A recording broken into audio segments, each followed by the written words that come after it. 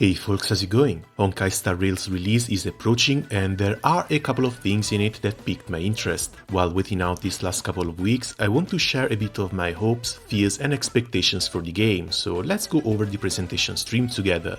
The trailer starts off with some pretty interesting locations, from the inside of our space train to a really nice looking futuristic Chinese-inspired town. Graphically, I've always preferred interesting to pretty, and with the premise of a journey across the stars, I hope there's plenty of room for fantastic settings. The character designs look okay so far, but no one has sent me head over heels yet. I'm afraid they're saving the bombs for later. Humanity never conceals its desire to control the heavens. I am no exception. The first bit of info we get is that the game is going to be a classic turn-based RPG, and while I've already heard plenty of complaints that turn-based combat is boring, I might be showing my age a bit when I say I personally like it. Much like Genshin, it looks like we'll be given an MC to play as, this time implanted with a world-destroying MacGuffin, and in order to keep it under control, we'll be staying on the Astral Express with the usual group of gacha misfits. March 7th looks like a Primogem given human form, and despite being found frozen and floating in space, I sure hope they don't pull a Honkai and give her a tragic backstory. The amnesia doesn't bode well though. When it comes to story and development, I always found it weird how most of the characters in Genshin are basically frozen in time. Each has their own role, which fits a 2-lines description, and they never stray from it nor grow out of it. It might be because doing so would require a new release, but to be honest, I would welcome it. Noelle, for example, has been the maid for the Knights of Favonius for 3 years now. They won't let her join because they're afraid she's going to put herself in too much danger, but a small arc of her becoming more responsible and learning to depend on others other than just being dependable herself would potentially lead to a 5-star Knight Noelle. On one side, sure, they would be recycling a character, giving her a bit of a new design and calling it a day, but from a storytelling perspective, I would love to see it. Honkai Impact is almost completely built on this. It has a very small cast and they keep getting new versions as the story progresses. But the way you just end up getting attached to these characters has caught me completely by surprise. I really hope the journey across the worlds is going to be punctuated by plenty of story beats for MC and the crew, and that the writing team doesn't get so lost in world building that they forget they have characters living in these worlds too. Next, a bit of a presentation for the first locations we'll see in the game. From the starting space station, where our MC gets woken up by a very familiar silver-haired hacker, to a snowing industrial town facing a revolt from the miners who are struggling to live in its underworld. Said revolt being led by yet another familiar face. Seele looks a bit more grown up with her long hair, but she kept her scythe and her butterfly theme from Honkai Impact. Then Bronya, again. She looks like a grown-up too, but that means there are 2 Bronyas of 2 different ages in the game. What's going on here? Following that up, a futuristic Liyue.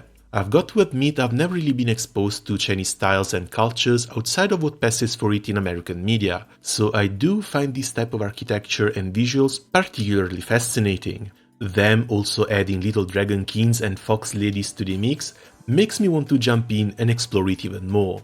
Apparently, the game won't be a full open world, but instead it will have a central hub and some enclosed explorable areas. This is going to limit exploration a little bit, but if the areas are anything similar to what they've been doing for Honkai Impact's open world, it should be fine. When it comes to enemy encounters instead, if we manage to attack them first during the exploration mode, we should be getting some buffs during combat, otherwise we might lose the first turn advantage. Characters will also have exploration skills to help us with this, such as Seele's invisibility. As for the combat itself, each of the 4 characters will have to choose 1 out of 3 actions they can perform: basic attacks, skills or ultimate. Basic attacks generate skill points, which skills consumes. Ultimates run on their own energy system and get charged up by performing actions or taking damage. One interesting thing about them is that ultimates can be used even outside of a specific character's turn, so you could, if you want to, save up all 4 and chain them all together, preferably after buffing up. Then we come to elements and weaknesses. It looks like the enemies can have multiple weaknesses, and using attacks of the elements they're weak to can reduce their toughness bar and inflicts extra effects on them. from damage over time to freeze. And so we land on turn order and speed. If you've played other turn-based RPGs like Summoner's War or Epic 7, you may have an idea of just how important speed is as a statistic, especially if there are also buffers that can boost turn bar or straight grant another character an extra turn. Suppose you're fighting an enemy that has 100 speed. If you could build your Seele with 201, she can move twice before the enemy acts. If you also have a turn multiplier, she can move 3 times before a single enemy action. Of course, we'll need to see which kind of content the game will provide for us, but before even touching it, I can guarantee you, speed and turn control will end up being the 2 most important aspects of combat. And when it comes to farming artifacts or equipment or whatever they will have to give you RNG stat boosts, I'm afraid the selection process is going to be even more brutal than Genshin. After a quick introduction to the paths, which are convenient classification for character types, we move on to the light cones, starrail's characters' weapons. Light cones seem to follow Genshin's weapon system a bit more closely than Honkai, which is a pretty great thing. Cones can be equipped by anyone, but their passives only affect characters of a specific path. For example, Seele's in the Night only works on characters from the Hunt, which are single target damage dealers. In this case, the weapon effect brings a 12% crit rate buff, a 15% attack buff, plus an 8% ultimate crit damage up for every 10 points of speed above 100, stacking up to 8 times. The effect can also work on Dan Heng and Su Shang, both other members of the Hunt. If this was Honkai Impact, the weapon would have a specific effect for Seele only. Looks like we'll be able to mix and match to a degree, which is always fun. And so we end up on the Gacha, yet another aspect basically important from Genshin. It will have the same standard and limited banners differences, as well as the 50-50 chance of not getting the limited character on display the first time you get a 5-star. To be completely honest, Genshin's gacha system is not actually that bad. I've been playing alternating between free-to-play and buying some monthly cards and battle passes, and I've been able to roll for every character I was interested in. A little bit of resource management also left me floating so many rolls I'm basically safe for the entirety of 4.0. The one complaint I have with it is that the limited banners take way too long to rerun. So if, say, I lose the 50-50 on Seele's banner on release, the next time I might be able to pick her up is going to be between Christmas and early next year. Sadly, Hoyo keeps preying on people's fear of missing out. Then, endgame content, with the first game mode presented being basically Spiral Abyss. The Forgotten Hall is supposed to be challenging content and has a cycle limit instead of a timer, with some of the 3-star clear requirements also including having no fallen characters. It will be divided in Memory and Memory of Chaos, which sound a lot like floors 1 through 8 and 9 through 12, especially since Memory of Chaos will reset periodically. Now, Abyss used to be pretty fun. In the early game, it could have been used as a sort of guide and a progression check, pointing you towards which units to build or improve upon next. It also used to have some fun stages. Then they turned it into a DPS check. On the bright side, they've kept it free-to-play friendly, so you can get by with C0 5-stars and 4-star weapons only. And since this should also be a constant source of premium currency, I think we can expect the same here. Next up, a roguelike mode. Simulated Universe looks a bit inspired by Honkai Impact's Elysian Realm. We'll start off selecting one of the 7 paths and we'll get to choose 1 out of 3 blessings at the end of each floor, which will stack up buffs and help us face harder stages later on. This one also comes with a weekly reset, so from the get-go, starrail will launch with more permanent endgame content than Genshin did.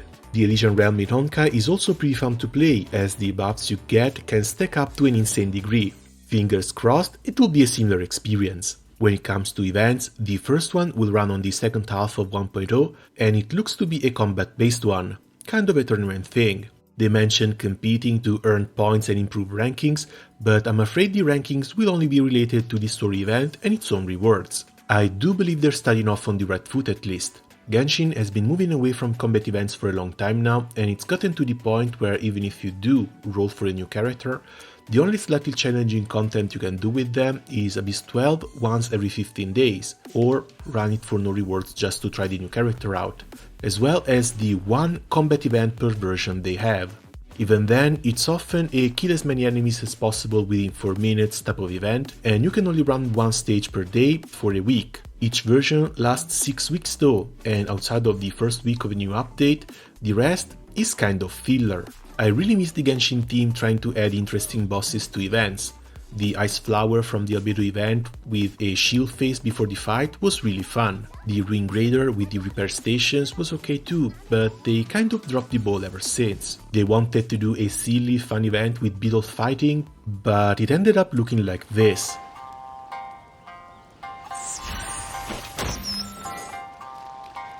Five stages of it, each lasting some 30 to 40 seconds and no real reason to repeat them. They also ruined Theater Mechanicus by turning it into an auto-battler, and another week was dedicated to a cooking event that also took 30 seconds per day to complete.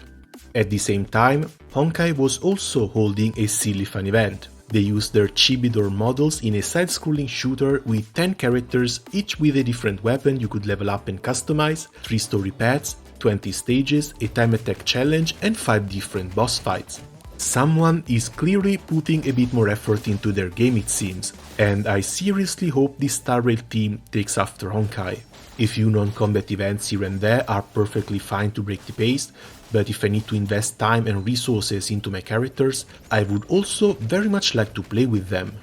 Lastly, login and pre-registration rewards. For the first week, we'll get 10 limited draw tickets, while the pre-registration steps have all been filled up and will bring 20 standard draws our way, plus a free 4-star, Serval, a lightning AoE DPS. This will be followed by a level up event which will give us 40 more standard draw tickets and 1600 premium currency upon reaching account level 35. To help people out, they will also have a standard draw banner with a 5-star guarantee at 50 draws. So after that, we should still have 10 standard draw tickets left and up to 20 limited ones. Hopefully, the early game rewards from the main story and whatever challenges we'll be able to clear are going to be enough to try and hit pity on Cele's banner. She's one of the reasons I even want to try the game out. And apparently, rerolling is out of the question. So too long didn't watch. Pretty interesting setting, some cute characters, an interesting enough combat system.